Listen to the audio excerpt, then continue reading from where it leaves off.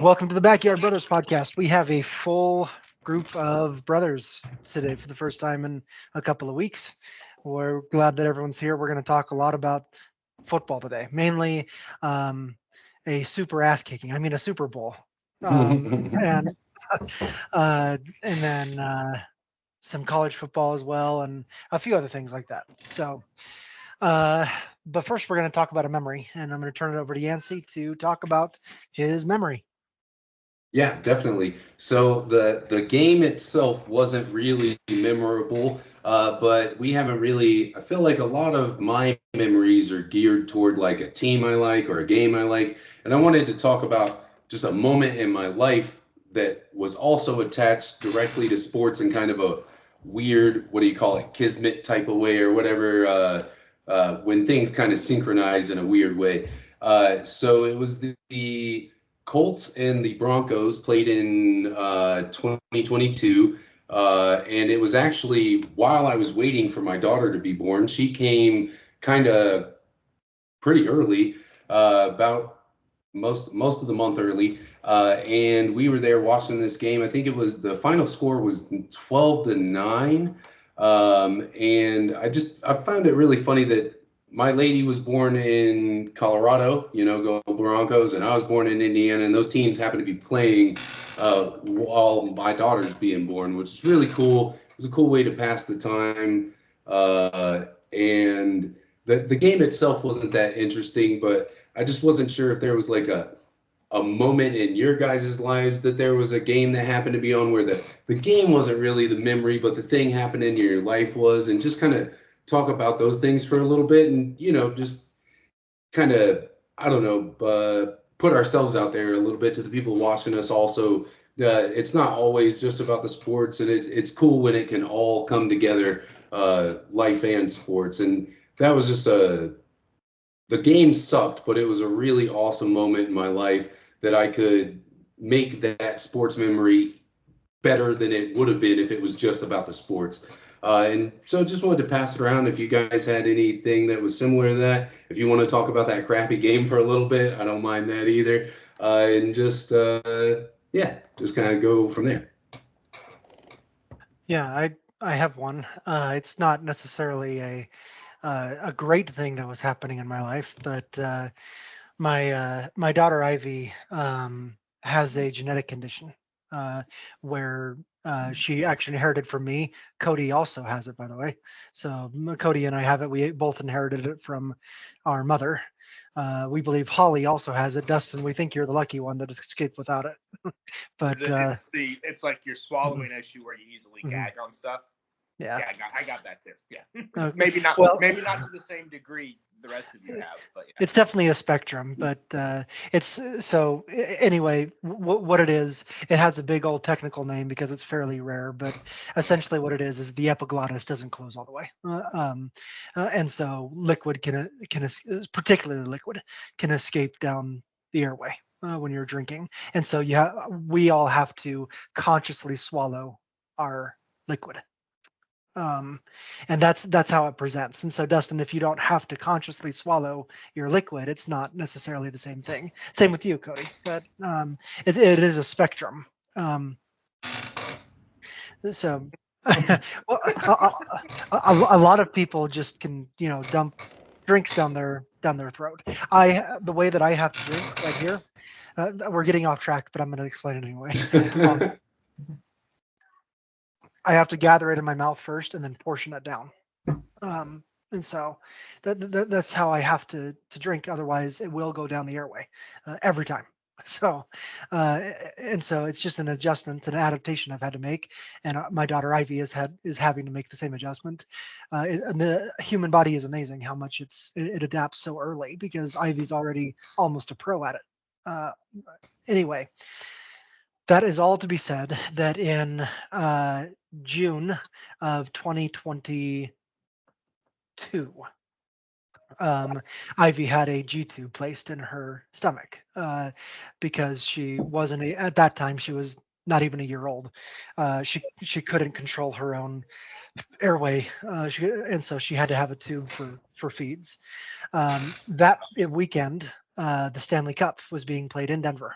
The Colorado Avalanche were playing the doesn't matter because I don't remember who they were playing, but Right. but anyway, the Avalanche were in the Stanley Cup, and we stayed in the hospital with Ivy. It ended up being 3 or 4 nights of making sure that she can handle all of that correctly, and we watched 2 or 3 of the games right there in the hospital room of the Stanley Cup that everyone was in Denver was super excited about because it's in Denver and the Stanley Cup, and the Avalanche did win that series fairly easily. I think it was 4 games to 1 that the Avalanche won the Stanley Cup. But it was a little bit opposite from Yancey in one way. It was a diversion from the health things that was going on. It was a way to celebrate and to say, sports normalizes things in a lot of ways. And so we're going through something that we don't understand. It's awful to see Ivy struggling with what she is going through, but hey, I know sports, and so it's a diversion, and it's something that I can watch. And so again, it's not really that important. The game wasn't that important. If I had to miss some things to be with my daughter to make sure she was going to be okay, I was there, but the game was on at least 2 or 3 of the nights that we were there, and I remember that very strongly. But they won the Stanley Cup that year, and I watched most of it in a hospital bed. So Yeah. And I guess my first thing to say is, we talked about this before, and I don't remember if Yancey was on here or not at that point, but I remember we talked about how the reality of sports down to the foundation of it across the entire spectrum of sports is never about the sport, really. It's always about who it brings together, what the stories are behind it. It's never about just the two guys tackling, or the basketballs being shot, or the puck being put around, whatever it is. It doesn't matter about that. It's always about who's there with you, the memories being made. That's the foundation of sports. And like you said, Scott, it's like this familiarity, this thing that brings people together, this thing you have, this disconnect. It's entertainment. It's supposed to kind of distract you in a way, and entertain you. That's the whole point of it. So that's my first thought. So I'm glad that you're bringing up this idea. Um, and then kind of going off of that a little bit with me, Scott, with my thing, it's always been with food, not water at all or liquids. It's always food. But for me, it's my memory is, and I see this is this is a huge blessing, is I haven't had many issues with my kids or my wife being in hospitals, and I recognize that as a blessing. Not everyone has that, and so I recognize that. But I would say the one that I would choose that's been a big moment in my life is, I took my son Theo to his first baseball game about um, a year and a half ago or something like that. It was when we were still living in Virginia. It was just a minor league baseball game. And for me, my view on baseball, I can't watch it on TV. It's too boring. But I like going to the games, and it's usually not because of the game. It's just the atmosphere, kind of that baseball feeling. That's what it is. And for this day, it was even more particularly just that my son was there. It was the first time he had Sprite. He loved it. He loved the hot dog, the chips, and I was like, watch him throw the ball, and he hit it, and he was like, whoa, and then look somewhere else, right? And then wanted to go play, and it was just fun. We were there for. I was surprised. We made it 6 innings. That was impressive for me. But we were there for a little bit, and then and he enjoyed it. And I remember on the way home, we listened to a kid's sports song for 45 minutes straight.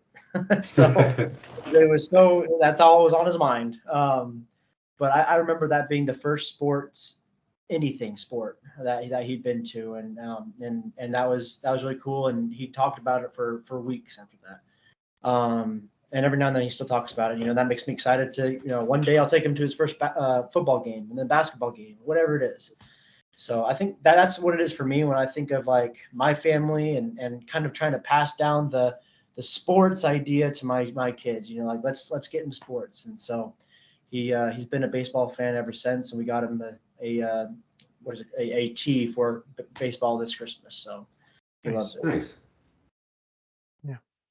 yeah, all great memories. I like how much sports, when you share them with your family, it becomes really special. I mean, I think all of us can say that we have missed games we wanted to see or have missed plays that determine the outcome of a game or a season or the Super Bowl because we were with our kid in the bathroom, or rocking them to sleep or something like that. There's all of those, and that's always more important. And so my memory is a little bit backwards of that, but me and my wife, so Jazz, we got married March 14th, 2020. And so right as everything was shutting down for COVID. And I remember in the weeks leading up to our wedding, I told Jess, like, oh, wow, March Madness starts the week of our wedding. I'm like, this is going to be great. We're on our honeymoon. We're going to be in this. I'm like, I can watch basketball all week. It's gonna be great, I was like, in all our downtimes, I take a week off of work. I'm just going to be able to watch basketball. It'll be fun time for you to cuddle up to me, right? And she was kind of like, that doesn't sound that fun. That's not how I want to spend our honeymoon. And then, of course, COVID happened, everything shut down, and March Madness gets canceled. And not only that happens, but everything shuts down. And so this opportunity to get away from sports a little bit was a real good catalyst for a connection to start, a marriage with my wife. And so I bring that kind of back around that, a lot of us have missed games or missed plays, or there's times where our wife has said, hey, it's movie night. Can you turn it off? And I think that it's important to do that. It's important for us to be able to talk about sports and enjoy it. But it's like, if there's anybody who thinks that that's bigger or more important, no matter what the stage is, they're wrong.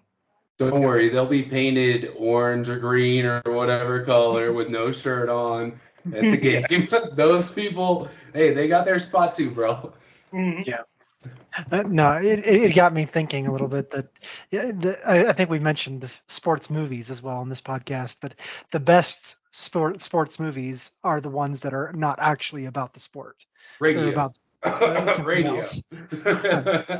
Like Remember the Titans is not really about football. It's about the race relations and all those other things. And so same thing about, here we're talking about sports, but we all have our families, and we've all missed time on this podcast because we've been spending time with our families, whether that's vacation or being sick or taking a date night or something like that. And that's just more important. And so, yeah, shout out. Shout out to the families for making us happy and better men. Yeah. Hey, thanks you guys for sharing each of your topics, man. I really like how we got to kind of talk about the people we are on the podcast in conjunction with the sports. And, because at the end of the day, as much as we do love sports, I think that individually across the board for all of us, it's family first. And I'm proud to say that over and over again. But I do like that. I think sports helps. Even in my family, my lady didn't really care for football all that much, but now she roots for the Vikings and watches it with me and is like, oh, he just did that. That's a penalty. Tell me about that. What, And so I think that I just want to thank you guys for being involved in that conversation with me and for sharing your own personal piece of it. And I think that's really cool. And I like doing that with you guys. You're here. Our Yancey, our wives are both Vikings fans, so they should. Oh, now Awoo, says Laura. Yeah. Ashley's whole family is from Minnesota. So oh, Minnesota. Yep. Okay. Do we have any basketball minute topics today? There's some. I'd just say, All-Star game is this week. All-Star weekend starts, right? What I would just say is, even if you're maybe not to shout out Cody here, if you're not too interested in basketball, like maybe watch the highlights of the All-Star format, the new thing that they got on YouTube, after it's done, and see what you think about the new All-Star game format and everything that's going together, that the NBA is actively trying to improve that part of it, in an opposite direction from maybe what football's trying to do. And so trying to make it better. And so I'm excited to see this first year of the new All-Star game format. And so even if you're not going to watch it, what's a 10 or 15-minute YouTube video? I mean, we spend more time on YouTube, all of us, than that. So maybe basketball video while you're at it. What are the main changes that you would point out, Dustin? If you could just give a quick synopsis. Sure. So on Friday, what they're doing is what they're calling the Rising Stars thing. So they've got all of the young players, either 3 years or younger, on two separate teams. And those teams will play against each other, and the winning team goes on to the All-Star game, where they become the fourth team out of three. And so out of those four. And so all of the All-Stars have been selected,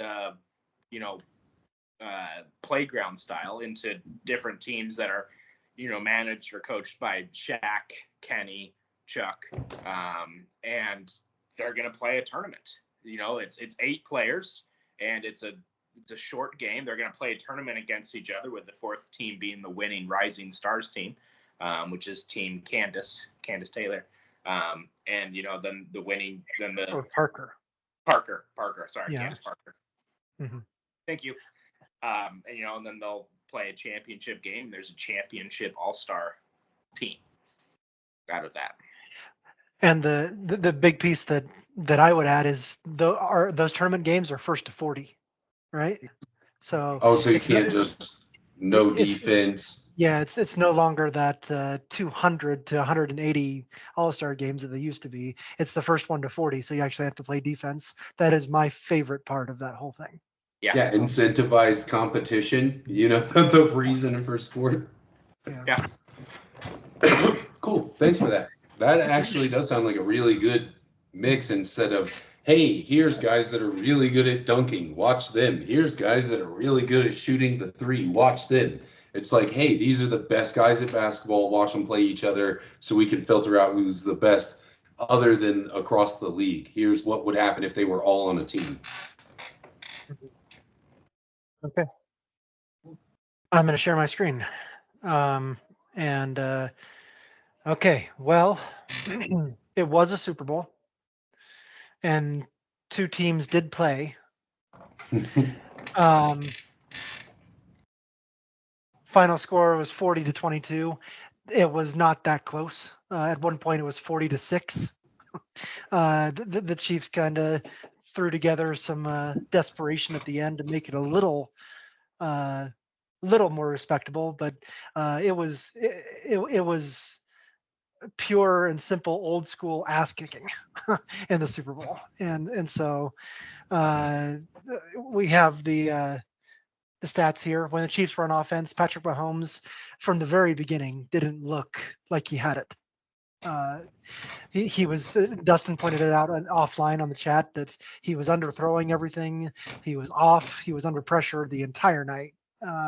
21 of 32 for 257 and 3 touchdowns is okay. Also threw 2 interceptions. Technically, he threw 3. One was called back on a penalty. But 2 picks there. Travis Kelce was barely involved. Xavier Worthy had a great game. 8 catches, 157 and 2 touchdowns. He was one of the few Chiefs players to show up, at least on offense. He played really good. Running game was non-existent in Kansas City. Pacheco and Hunt combined for 6 carries for 16 yards. So it was non-existent at all. 6 sacks allowed by that offensive line. I talked about it last week, if you remember, that I was worried, if I was a Chiefs fan, that the pressure of that Eagles front would get to me, and it was all night. It was relentless, and I thought, and I explained it in offline, that they had done exactly what I said that they should do. They should blitz off the right, spy from the left. That's what it looked like they did. They actually did not blitz once the entire night. There was no blitz at all. They got there with a 4-man rush, the way that they were going. That offensive line was a revolving door. It did nothing. And when the Eagles were on defense, you see some of the stuff here. Zach Bond had that ridiculous pick. He stretched out for it while falling to the ground. He's not pictured here, but the rookie, I can't remember his name right now, someone help me, had a pick 6 there in the second quarter. and Josh Sweat had 2.5 sacks. The Eagles flew around. It was maybe the best defensive performance I've seen in a Super Bowl since the Ravens back in 2000. So it was fantastic. Let's talk about this. We talked about one by one last week. When the Chiefs were on offense, what happened? So I kind of gave my thoughts. yeah, I was thinking, Scott, maybe we can do is like focus on the 4 categories, Eagles offense, Chiefs offense, defense, and like kind of go through that. And each can make some comments, we respond to that, and maybe even rotate through it like we normally do. And so I like that. Let's start with Chiefs offense. Dustin, you start. Yep, I'll start. Yeah, as I said, Mahomes was underthrowing everything. Regardless of the pressure, he was not accurate. And this bleeds into the Eagles defense a little bit, but the Chiefs offense is designed on short, quick passes that you get the ball quickly into a playmaker's hand, within 5 yards, and that's the offense. And that did not do it. I think the Eagles did a good job taking that away, but there's one play in particular, and maybe you've seen it with some of the videos circulating around that I think really shows the failure of not only the Chiefs offense, but Patrick Mahomes in particular. And that's saw it where basically Travis Kelce ran his route, and it was like a 4-yard curl. And Mahomes just started running, and he just runs circles, and then finally runs up the middle and gets about 2 yards before he's being tackled. It's a 2-yard gain. Travis Kelce ran his 4-yard curl and then stood there with his hands on his hips and watched Mahomes run around and then run past him and get tackled for a 2-yard gain. He never moved. It was because you could tell he's just like, what are you doing? This is not the play. And so one of the frustrations I have with Mahomes is everything that people say great about him is that, oh, he creates on the move, he does all this. I'm like, just throw the ball. Quit running. Just run the play and throw the ball. And because of either the Eagles' defense or his inability to make the quick decision, he just ran around. And I think that's how you beat the Chiefs is you put Patrick Mahomes in the make him win the game versus the Andy Reid wins the game. And that's what the Eagles did to Patrick Mahomes. And that's why I think, sorry, I'm rambling here. Chiefs offense failed on that point is that it was all on Mahomes. I'm the next one in the rotation there. I've shared a lot. The only other thing that I'll say, and I spoke about it last week, and really this whole playoffs, when would those offensive line woes show up? I've talked about every single week that they've moved Joe Thuney, who's one of the best guards in the entire NFL, but they're forcing him to play tackle where he's not good, and they're also hurting that position, that left guard, because he's not there anymore, and they're bringing in a backup. That left side of the line was destroyed in that game. And I kept talking about it every week. When is it going to show up? When is it going to show up?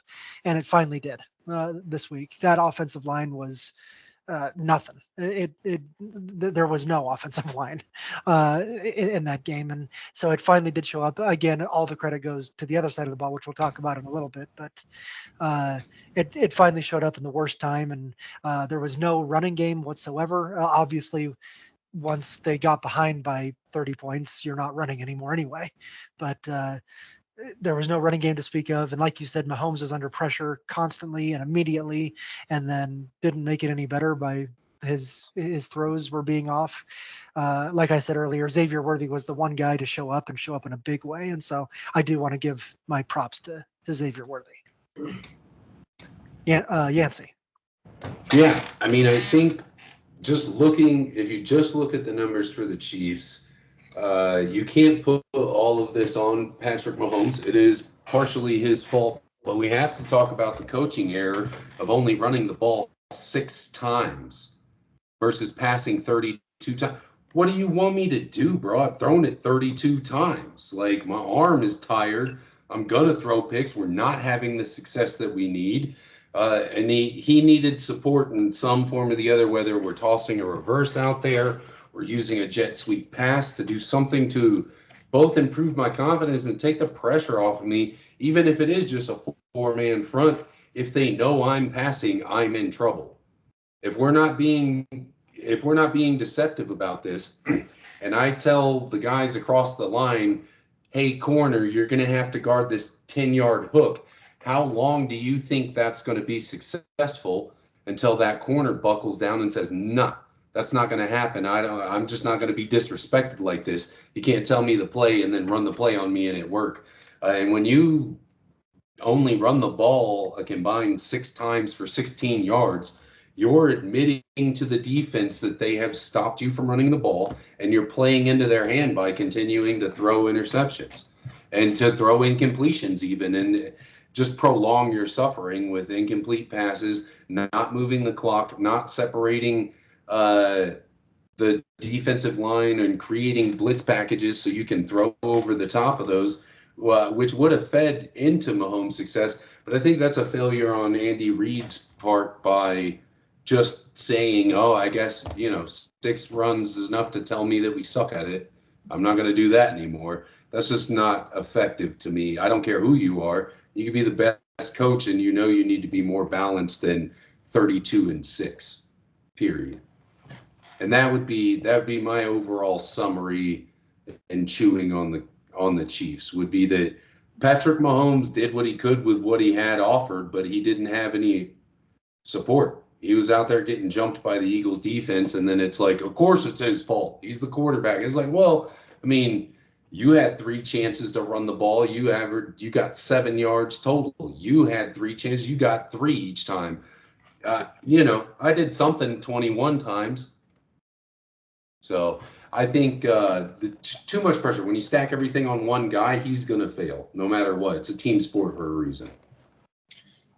Yeah, I think that all 3 of your guys' comments put together really kind of shows that we all agree and really what happened. So I'll just add a few comments of mine that overall agree with what you guys have said. But Patrick Mahomes being the quarterback is the captain of the team, right? And so it all is supposed to start with him, and that's not just with good playing. That's also with leadership.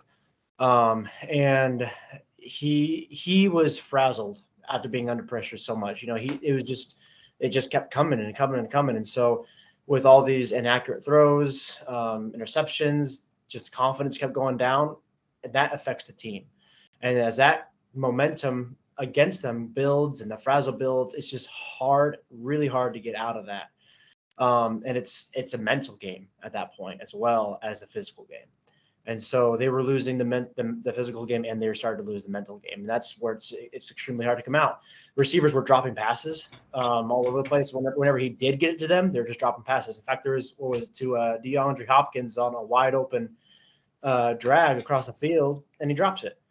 And so the receivers weren't helping when they were there, the opportunities. And so I think that putting it all together is just, you can't do anything when you're losing the mental game. And so that's what's happened here. And it honestly, it looks like they just weren't prepared. In reality, I think they just were outplayed and outcoached. Really, really good comments. I like that you brought in the mental aspect that, very quick, very early, they're down, 17-0. And the mental aspect, they panicked and stopped running and started trying to get all 17 points on one play. And that just ended up with lots of mistakes. Yep. Okay, let's go over to the other side, the Eagles defense, and move one rotation down. So I'll start with the Eagles defense. I've already said a lot, so again, I won't say a whole lot other than to say I was super impressed with the Eagles defense in this Super Bowl. Most of what we're talking about with the troubles with the Chiefs defense was because of what the Eagles were doing. Chiefs offense was because of what the Eagles were doing on defense. They were winning up front every play. They were beating that offensive line and getting in the backfield. They were sacking Patrick Mahomes. They were stopping the run. They were really staying tight to the receivers, not giving any open lanes, any open shots, and they were spying Patrick Mahomes and not letting him escape it out of the pocket as well. They forced a bunch of turnover worthy plays, at least. 3 of them ended in interceptions, but one of them was called back for a touchdown for a penalty. I just was so impressed with the way the Eagles played on defense. They were the number 1 defense all year in points allowed, and that really showed in this game how good that they were on defense. Zach Bond in particular, uh, his story is a crazy one.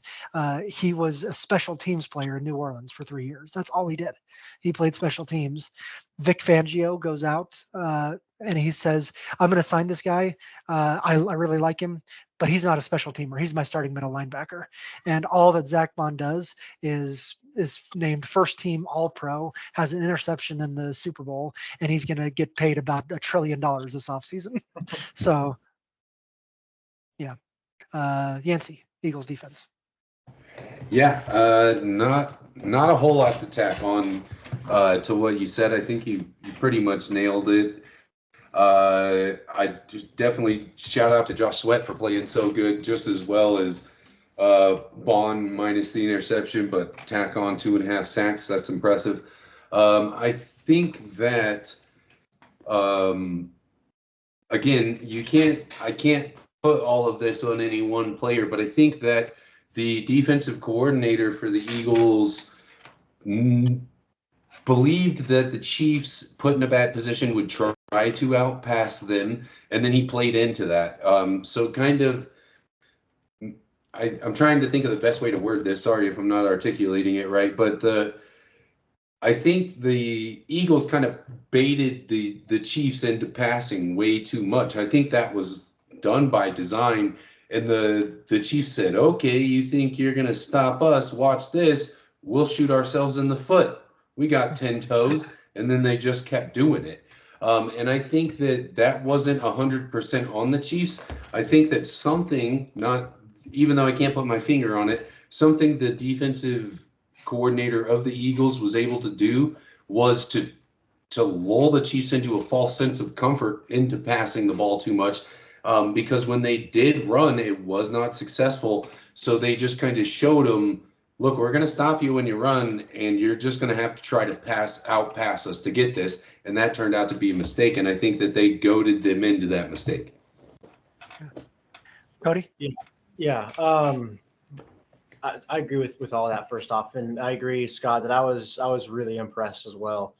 I've always known that playoff Chiefs is just a different team. There's a different animal, and it was like a half beaten to death cat in this time, for the Chiefs. And so I was really impressed that they were able to get to the quarterback or get to Mahomes and just get inside the pocket almost every play.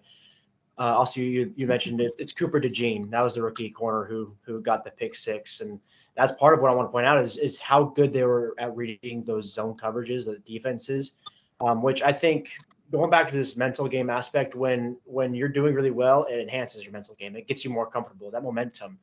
And so I think that's what helped them become so comfortable, going into the second quarter, going into the second half, just being able to know, like, we've got them cornered. And that kind of heightens your game, to a point. They were able to stop the run. They were able to take away the short game, passing game, by, they kind of focused on that idea, is like, we're going to put our linebackers up closer and we're going to stop this, this short pass. So you're going to have to throw along on us. And we saw he was throwing short. He couldn't make those throws. And so I think when they saw that happening, they said, this is the plan. It's working. We're going to stick with it. And it worked out great. So, just a stunning, just awesome and amazing and impressive overall play by the defense. Yeah, good comments. A lot of what I was going to say. I think the key here was, with Vic Fangio, the defense coordinator, said was, I'm going to take away the short passes. If you want to win, you got to be passing it 10, 15, 20 yards down the field. That they had their corners playing up and their linebackers playing those short down, in order to try to bait them into saying you can't throw it short, you got to throw it long, and then all of a sudden you're having a 5-step drop. You're spending 3, 4, 5 seconds before you pass it, and with that weak offensive line gives your guys opportunity to get to the quarterback and pressure. And so that looks like the strategy, and something I talked about last week was that's what they should do. And I think I mentioned it on the podcast. It's like, yeah, if you can take away the short passes and force Mahomes to pass it deep over the middle or to the sideline, like that's how you beat the Chiefs. And that's what they did. And I thought they did it very good. And then with taking away the run game, the Eagles offense, we'll talk about this, being able to put up so much points early, forced the Chiefs to abandon that run game, because you can't be having 7-minute drives when you're down by 24. And so you had to abandon that run game if it was, and so it was altogether an incredible game plan by the Eagles, and they executed it to perfection. And then the Chiefs just played into that further and further. Yeah. Great comments. The only last thing I'll add is when it was 10-0, it just felt normal, right? Like the Chiefs have been down by 10 points in every Super Bowl they've won. And so it just felt normal. That pick six happened where it was 17-0. It all shifted. And at least in my mind, I'm like, and I think I texted you all, I said, okay, the Chiefs are in trouble at that point. So, yeah. Okay, let's move to the next and move down one. So Yancey, let's talk about the Eagles offense. You first here. Yeah. So initially, I really thought that a lot more of the responsibility for this offense would sit on the shoulders of Saquon Barkley. And to be honest, he didn't perform as well as I thought he would, but he didn't need to. Jalen Hurts really picked up the slack for him in picking up the kind of the extra runs that he needed. But if you look at that average, it's like two something a carry, and that's unacceptable for me anyway. Just for the math, it doesn't work out. I need you to get 3, 8, 4, something in there for me to consider you an effective running back every down. Jalen Hurts, 11 rushes for 72 yards, and a touchdown is pretty good for a quarterback. And the average is better than his own running back. And you factor in that he also threw for 2 touchdowns and put on the board, 200 yards. So not great play by Jalen Hurts for a quarterback standard, but good enough to get his team the victory and to keep the pressure on the Chiefs on both sides of the ball. But really, I feel like most of this win goes to the Eagles' defense, and they played good enough to not lose on offense. But I wouldn't call this like a spectacular offensive performance by really any measure for anyone. But it was a team effort that put points on the board and did well, but I wouldn't call it like amazing. I think it was that the Chiefs sucked so bad on offense that as long as the Eagles weren't holding a bomb in their back pocket, they were going to be okay. And the bomb happened to end with the Chiefs. So that would be my overall performance. Shout out to Jalen Hurts for not losing the game for his team. Saquon could have and should have played better for his team. Overall, they did okay. So, excuse me. Well, I think that and we talked about it already, but while I think the defensive side was more of what controlled the game, I would disagree in that you're saying that the offense wasn't good enough. I think it was exactly what they wanted it to be, and it was exactly what they game planned. I actually think my theory is that they expected that they were going to send the defense after Saquon Barkley.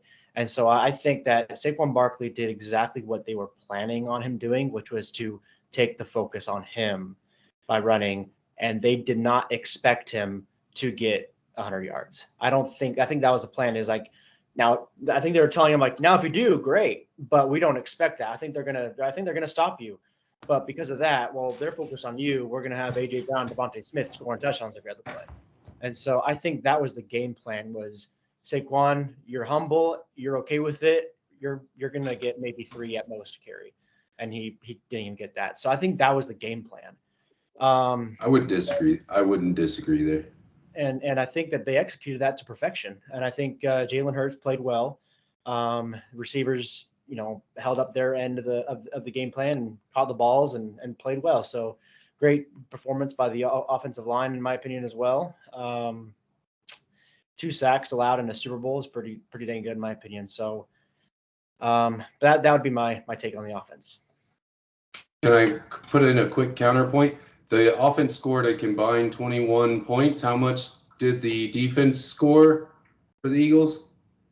I think it was just That'd that pick be- 6, wasn't it?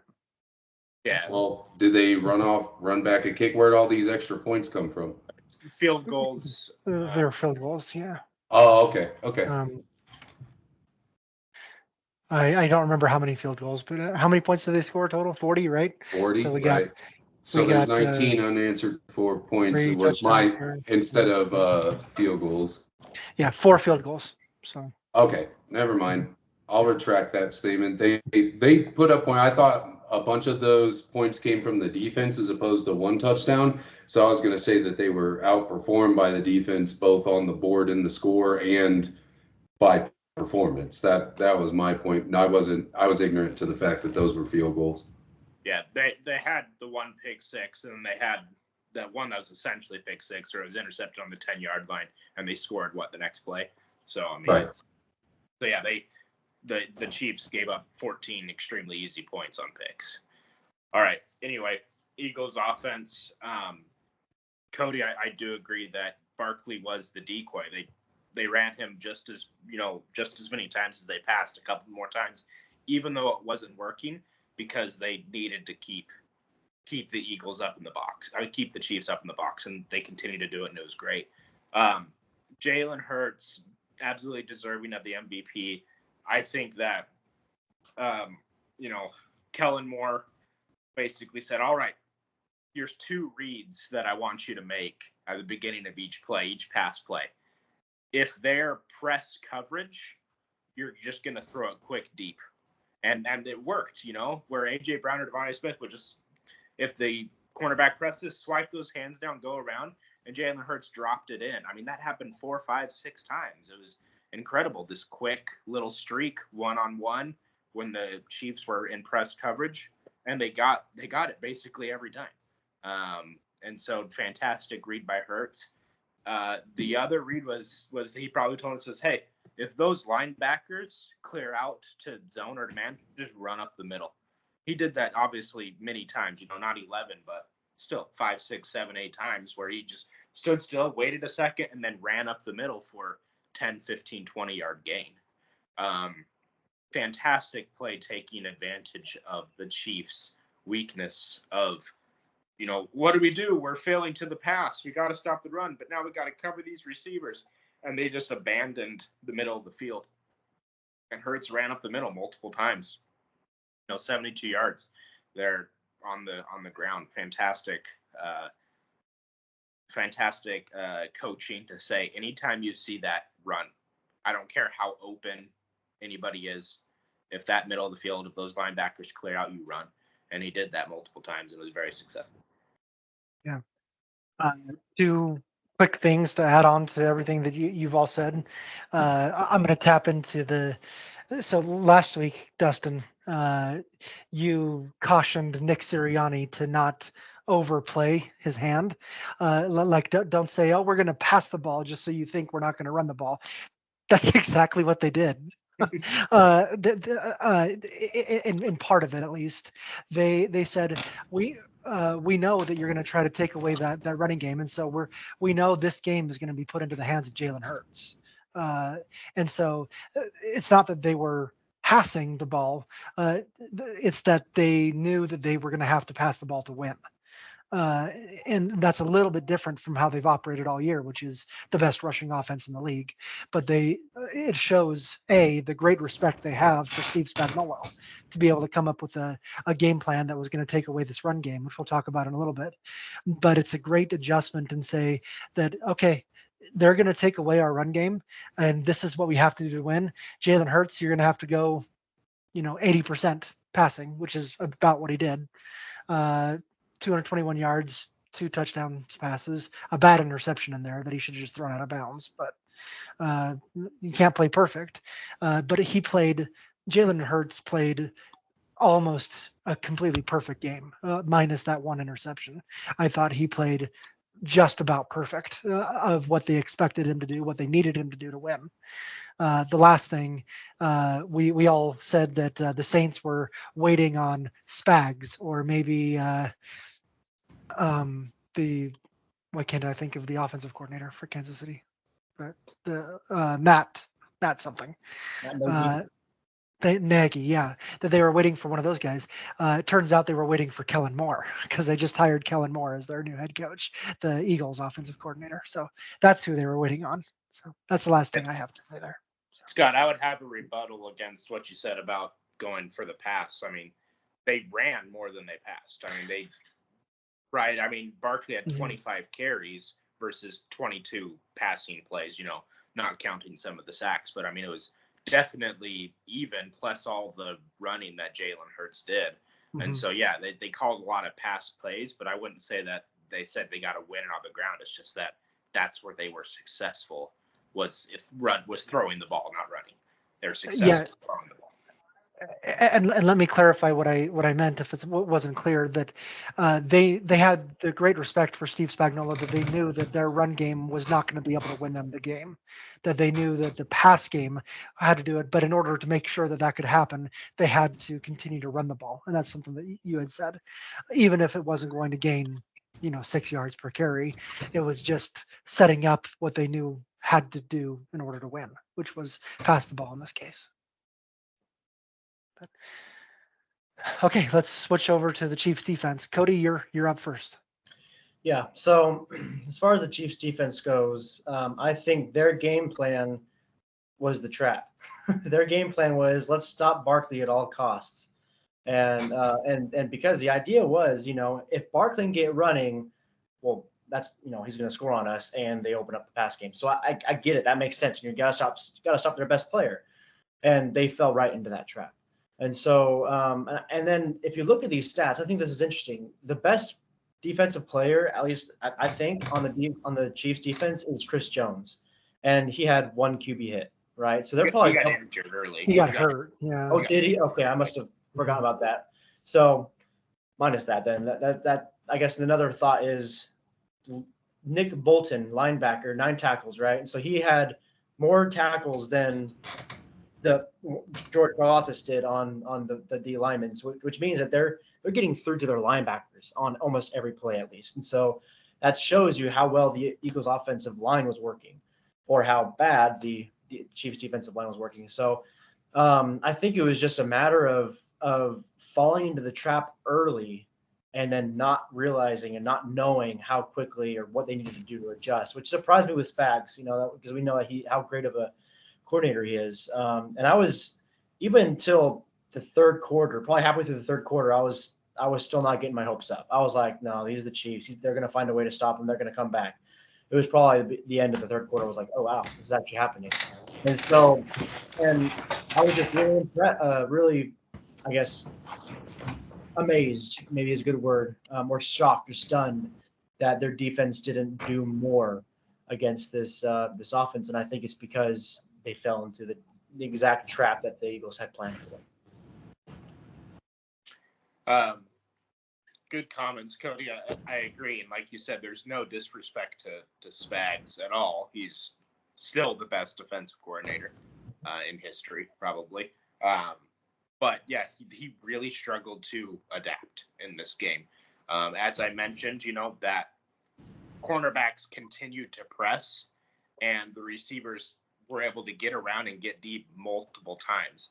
Had the Devontae Smith deep ball touchdown, and then multiple first downs off of just a quick streak play, right? And they struggled to adjust on that.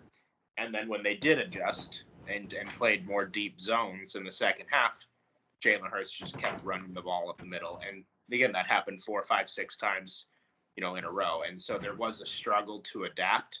And I think it really speaks to the amount of weapons that the Eagles had on the offense that they had to, they're fighting a multi-front war on defense. And to continue the analogy, kept getting outflanked and really struggled to defend multiple different options. So no discredit to Spags and what he does, but he really struggled to adapt in this game, and the Eagles kept hurting him. I have a little bit of a different view on this. I don't think there was any trap per se. In my mind, the Chiefs did exactly what they wanted to do on defense.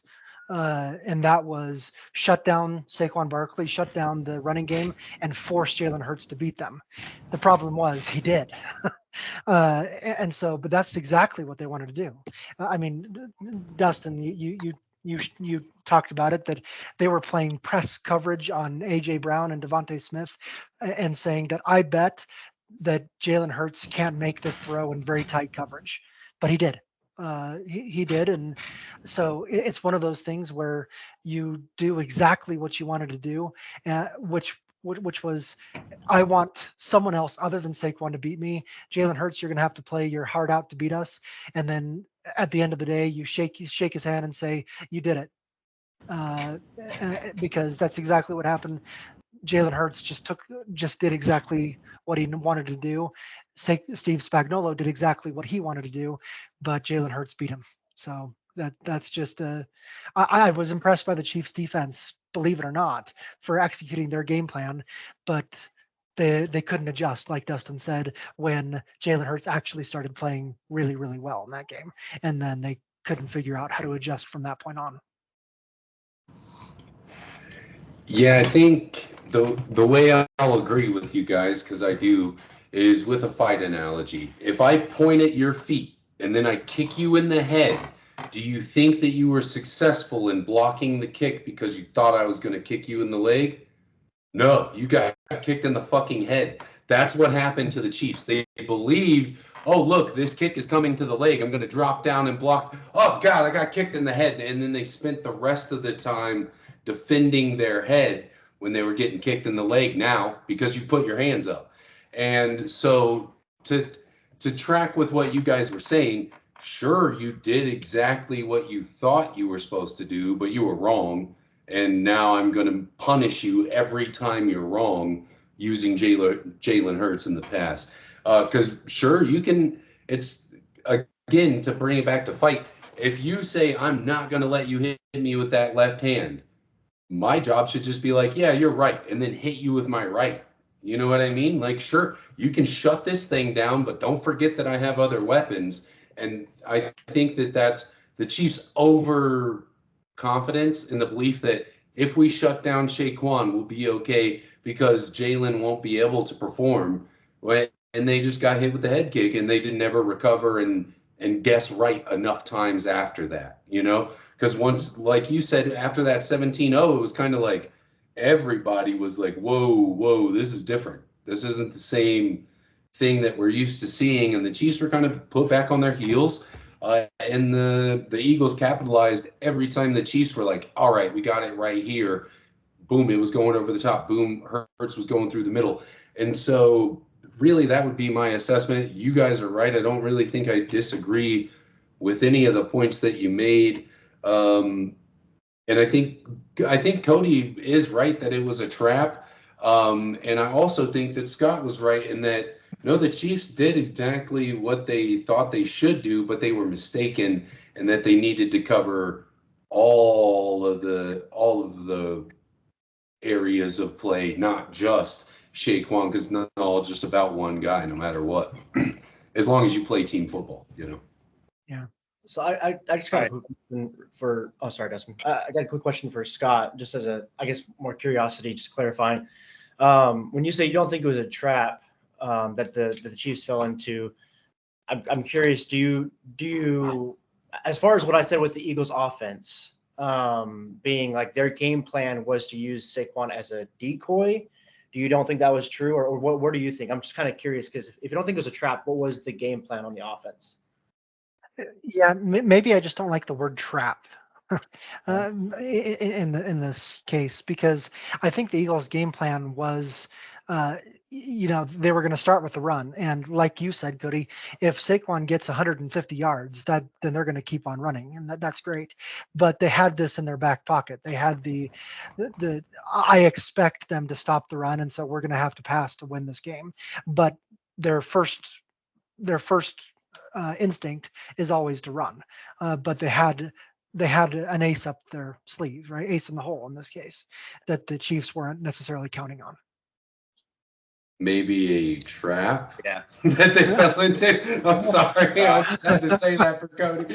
Maybe I just don't like Yeah, the word. I don't like that word. Yeah. That's a drop. Yeah, I Cody, trap or decoy, I also don't like. To bring it back to the warfare analogy, you don't want to send a squadron over there to get killed, because then you can send somebody else. Like, you don't want anybody to get killed. Like, it's Right.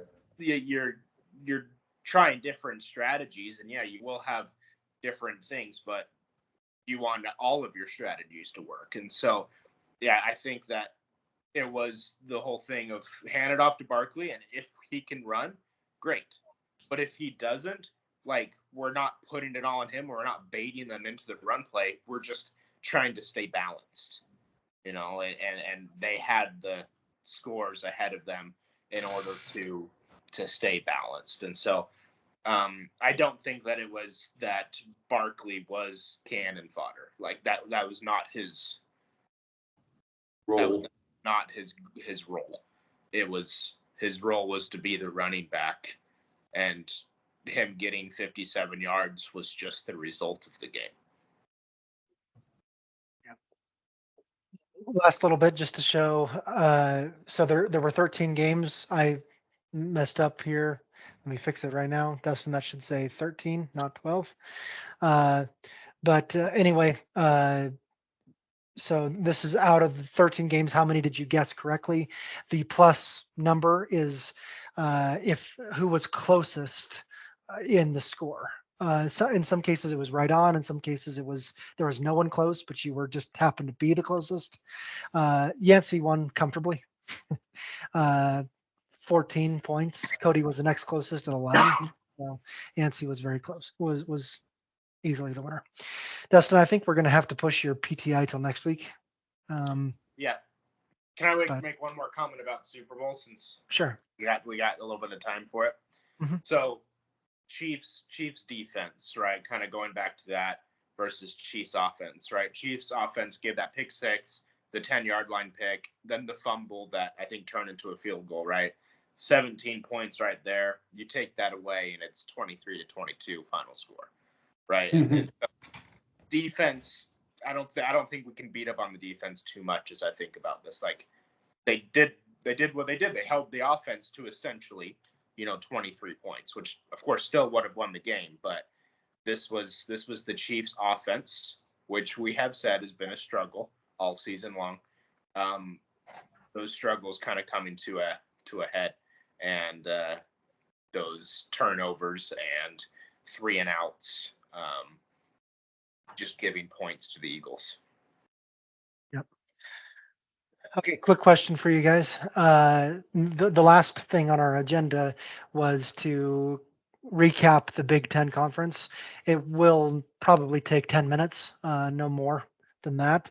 But I'm curious if you guys want to push that till next week and just sign off now, or if you want to push through that. I say we push it to next week unless anybody has an objection. I second that. Yep, that's what we'll do. We spent most of the day recapping the Super Bowl. That's what we should do. So next week we'll have Dustin's PTI questions.